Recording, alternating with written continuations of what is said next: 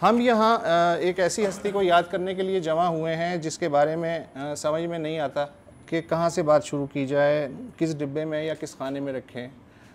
ایک لاابالی لڑکے کی بات کریں جسے رسمی تعلیم سے کوئی دلچسپی نہیں تھی، میٹرک میں بھی فیل ہوا، یا انگریزی، فرانسیسی، روسی ادب کا وہ رسیہ جو ریلوے اسٹیشن کے بک سٹال سے کتابیں چرانے سے بھی نہیں ہچکتاتا تھا، اس سے وکٹر ہوگو اچھا لگا تو اس کا ترجمہ کر ڈالا۔ یہی سلوک اس نے آسکر وائلڈ، چیخوف اور گورکی وغیرہ کے ساتھ بھی کیا۔ پھر اس نے سوچا کہ وہ خود کیوں نہ لکھے، اس میں حرج ہی کیا ہے۔ چنانچہ 1931 میں 19 سال کی عمر میں پہلی کہانی جلیانوالہ باغ کے قتل عام کے پس منظر میں لکھی، اور پھر اس کے منہ کو خون لگ گیا۔ چونکہ اسے مرنے کی بہت جلدی تھی، لہٰذا اگلے 24 برس میں اس نے کہانیوں کے 22، ریڈیو ڈراموں کے 5، مضامین کے 3 اور شخصی خاکوں کے 2 مجموعے، 1 ناول، 7-8 فلمی کہانیاں، 3 اچھی خاصی نوکریاں، فحاشی کے نصف درجن مقدمے، اور ترقی پسندوں اور غیر ترقی پسندوں سے بے شمار ادبی و ذاتی لڑائیاں چھوڑیں، اور پھر 43 سال کی عمر میں دنیا بھی چھوڑ دی۔ منٹو اصل میں تھا کیا؟ ریئلسٹ تھا، انارکسٹ تھا، سیڈسٹ تھا، میسکسٹ تھا، نفسیات دان تھا، مسفٹ تھا، کیا تھا وہ؟ منٹو اردو دنیا کی ایک ایسی دنیا تھا جو اسی کے ساتھ پیدا ہوئی۔ اس لیے میں یہ کہہ سکتا ہوں کہ جیسے بریکنگ نیوز آتی ہے، اس طرح سے اردو لٹریچر میں فکشن کی حد تک وہ بریکنگ نیوز تھا، اس لیے کہ سر سید کی تحریک اور اس کے بعد رومانٹک تحریک دونوں سے ڈپارچر، اور ایک ایسی منافقت سے بھری ہوئی سوسائٹی میں جسے برے لوگ برے ہی لگتے ہوں، اس نے برو ہی سے محبت کی اور برو ہی میں انسانیت ڈھونڈی۔ تو وہ جو ظاہر پرست، سفید پوش اشرافیہ کے جو معیارات تھے، ان معیارات کو جس طرح منٹو نے رگیدا ہے اور مذاق اڑایا ہے، وہ شاید ابھی تک کامیابی کے ساتھ دوسرا ادیب نہ کر سکا وہ کام۔ اس لیے میں سمجھتا ہوں کہ منٹو ہمارے ادب میں پہلا باغی ہے فکشن کی حد تک، اور وہ اپنے آپ کو باغی کہتا بھی تھا، وہ اپنے آپ کو مفکر بھی لکھتا تھا، وہ کامریڈ بھی لکھتا تھا، اور یعنی 16-17 سال کی عمر سے لے کر 28 سال کی عمر تک 10-11 سال میں جو اس نے سفر طے کیا ہے، وہ غالباً اردو کے کسی فکشن رائٹر نے نہیں کیا۔ اردو کا وہ واحد افسانہ نگار جس نے اردو فکشن کو عالمی ادب کے افق پہ رکھا، اور آج صورتحال یہ ہے کہ اس پہ کوئی 15 ممالک میں تو ڈاکٹریٹ ہو چکی ہیں اپنی اپنی زبانوں میں، اور 3 کتابیں انگریزی میں۔ منٹو کو ہم اس وقت تک نہیں سمجھ سکتے، میرا خیال ہے اپنا، شاید میں غلط بھی ہوں، کہ وہ پہلا کامریڈ تھا، اور باری علیگ نے ان کی ٹریننگ کی، اور بھگت سنگھ اور تمام انقلابیوں کے ساتھ پنجاب کے اس کا بہت کلوز، اس کا ایک ڈرامہ جو ہے ویرا، وہ تو بھگت سنگھ اسٹیج بھی کرنا چاہتے تھے۔ تو میں سمجھتا ہوں کہ وہ ایک عالمی شخصیت ہے، اور عالمی شخصیت یہ ہے کہ ابھی تک منٹو جیسا کوئی افسانہ نگار ہمارے ہاں پیدا نہیں ہوا۔ ترقی پسند تحریک کے ساتھ شروع میں تھے یہ، پھر راستے الگ شروع میں نہیں تھے بلکہ آخر تک رہے، لیکن آخر تک رہے۔ یہ جو تنقید کی انہوں نے، یہ تو ترقی پسندوں سے ایک غلطی ہوئی تھی سن 49 میں، جسے انہوں نے 52 میں ریکٹیفائی کیا، ریہیبلیٹیٹ کیا۔ یہ قصہ غلط ہے، وہ ترقی پسند تھے۔ اس سوسائٹی کا جو سب سے بڑا کرٹک ہوگا، اسے ترقی پسند ناگزیر طور پہ ہونا ہے۔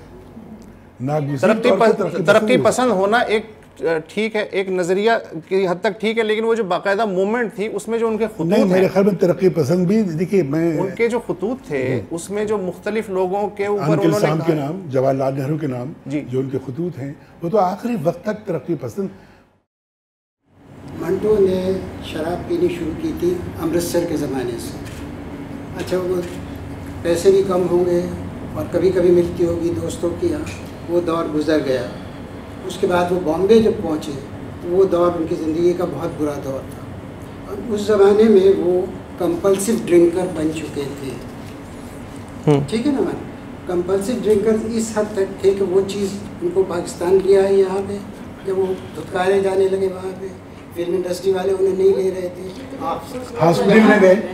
ہاسپٹل میں گئے جس سے یہاں آنے کے بعد تو پاکستان آنے کے بعد وہ چیز ان کے اندر پیدا ہو چکی تھی. لیور ان کا ختم ہو چکا تھا, سیروسس تھا. کنفیبولیشن ان کے اندر پیدا ہو گئی تھی. کنفیبولیشن وہ چیز ہوتی ہے کہ جو آدمی دماغ سے ایجاد کرتا ہے جو حقیقت نہیں ہوتی ہے اس کہانی بنانے کی. میں یہ عرض کر رہی ہوں کہ حسن منظر صاحب یہ کہہ رہے ہیں کہ بمبئی کا زمانہ ان کا بدترین زمانہ تھا, اور ان کی جو اگر زندگی پڑھی جائے تو بمبئی کا زمانہ ان کا بہترین زمانہ تھا. پیسوں کے اعتبار سے وہ خوشحال تھے اور بہت پیسے کما رہے تھے, وہ فلمیں لکھ رہے تھے اور کہانیوں کے انہیں پیسے مل رہے تھے. اس کے علاوہ وہ شراب ایسے پیتے تھے جیسے شراب پی جاتی ہے. زندگی کے آخری 2 سال ہاں میں وہ کمپلسیو ڈرنکر. نہیں, آپ سب کے بدلے میں منٹو پر یقین کرنا چاہوں گی جو اس نے لکھا ہے, اور منٹو نے یہ لکھا ہے کہ وہاں کا ماحول مسموم اتنا ہو گیا تھا. جیسے اس نے اپنے شیام کے بارے میں لکھا نا, یہی شیام کے بارے میں, شیام والا وہ جو اس کا ہے اس میں جو منٹو وجہ دیتا ہے میں اس پر یقین کرتی ہوں. میں منٹو کی بات پر یقین کرتی ہوں, آپ لوگوں کی جو ہے نا نفسیاتی تجزیوں سے بڑھ کر he was telling the truth. اگر ہم 48 سے 55 تک جو ان کی زندگی ہے وہ دیکھیں اور اس کے بعد یہ سمجھیں کہ ان کی جو ذہنی حالت ہوئی وہ شراب کی وجہ سے نہیں ہوئی. وہ جس عذاب سے گزر رہے تھے اس نے ان کو ارد گرد کے لوگوں نے جو سلوک ان کے ساتھ سلوک شروع کیا. اس کے علاوہ 6 مقدمے ہوئے. میں یہ عرض کر رہا ہوں کہ دیکھیے آپ ایک بات یہ سوچئے نا, اس آدمی کی ذہنی حالت کیا ہوگی.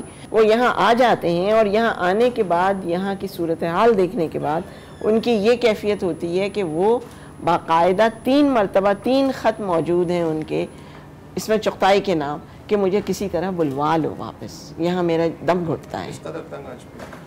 عورت کا جو کردار ہے منٹو میں, اس کے بارے میں آپ کیا کہیں؟ اس لیے کہ خاصا اس کے بارے میں گفتگو ہوتی ہے اور کنٹروورشل قسم کی. مثلا عام الزام لگتا ہے کہ جی جنسی اشاروں کا استعمال جو ہے خاصا بے رحمی سے کیا گیا, پھر اس کی بنیاد پہ فحاشی کے بھی کئی مقدمات چلے, رسالوں نے اسے چھاپنے سے انکار کر دیا. عورت کو اس نے کس طرح پیش کیا یہ دیکھنے کے لیے ہم کو منٹو کے اور اس کے افسانوں کے جو کردار تھے ان پر نظر ڈالنی پڑے گی نا کہ وہ کس طریقے کے تھے. سب سے پہلے تو یہ کہ اس کے افسانوں میں 2 عورتیں ایک جیسی نہیں ہیں اور سب الگ الگ طرح کی ہیں. تو ہم سمجھتے ہیں کہ اس نے عورت کو ایسے دیکھا جیسے اس نے مرد کو دیکھا, یعنی کہ وہ سب انڈیویجولز ہیں. چونکہ منٹو تو ایک مظلوم کا ساتھ دینے والے انسان تھے, تو چونکہ عورت زیادہ مظلوم ہے, عورت کو زیادہ کنٹیمپٹ کی نظر سے دیکھا جاتا ہے, اس لیے اس کو ایکسپلور کرنے میں انہوں نے خصوصاً چیز دی. کنٹمپریریز میں سبھی لکھ رہے تھے, منٹو کہاں الگ کھڑا ہوا ہے؟ منٹو صرف ایک جگہ پہ الگ ہے اور وہ جگہ ابھی تک اسے الگ رکھتی ہے, کوئی مقابل اس کے نہیں ہے. اس نے جو سماج کے برے ترین لوگ ہو سکتے تھے, بدترین جنہیں سمجھا جا سکتا تھا ایک رواداری کے سماج کو, یہ وزیدار لوگوں کو, ان کی اس نے گویا خوب مذاق اڑایا ہے ان کا, اور یہ بتایا ہے کہ آپ کے جو منکرات ہیں اور آپ کے جو اوامر و نواہی ہیں وہ سب غلط ہیں, بلکہ آپ پروڈکٹ ہی غلط ہیں. اگر آپ ہندو ہیں تب غلط ہیں جیسے معلوم ہوتا ہے اس کے افسانوں میں, اگر آپ عیسائی ہیں تب غلط ہیں. وہ ایسینشیل ہیومینٹی, اور اگر مسلمان ہیں تو بھی غلط ہیں.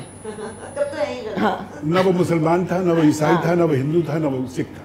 وہ صرف میرے خیال میں پہلا انسانیت پسند اور انسان افسانہ نگار جس کے لیے مذہب جو ہے, معاف کیجیے گا, وہ غیر متعلق تھا مذہب سے. حقیقت یہی ہے کہ منٹو کا سب سے بڑا کنٹریبیوشن یہی ہے ایک ایسے سماج میں جہاں انسانیت مذہبوں میں تقسیم ہوئی بھی ہو, وہاں اس نے مذہبی تقسیم کو ختم کیا اور ہمدردی ان لوگوں سے کی جن سے ہمدردی نہیں ہو پا رہی تھی, شرفا سے, سوسائٹی کے شرفا سے, اور اسے سب میں انسانیت نظر آئی.